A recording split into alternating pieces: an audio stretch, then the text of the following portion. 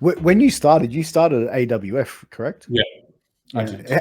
How did you stumble across AWF? Oh, to be honest, they were the first local wrestling show I saw in Australia. Because obviously we would go to my dad used to always watch it with me and my brother and my cousins and stuff.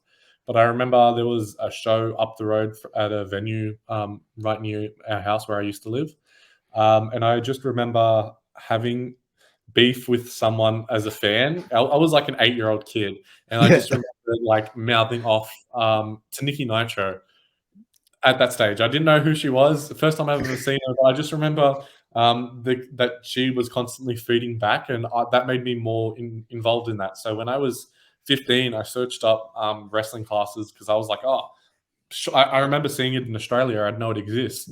Google's not going to hurt. So I did it. I applied for it. I didn't tell my dad I applied for it. I just told him when they said, oh, yeah, here's where it is. And he was kind of like, oh, shit, I can't do anything. I can't say no. I didn't want you to do it, but like, okay, go for it. Yeah.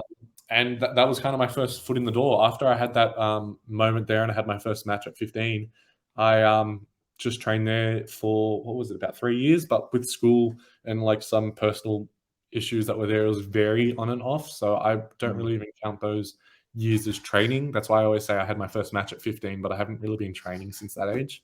Yeah.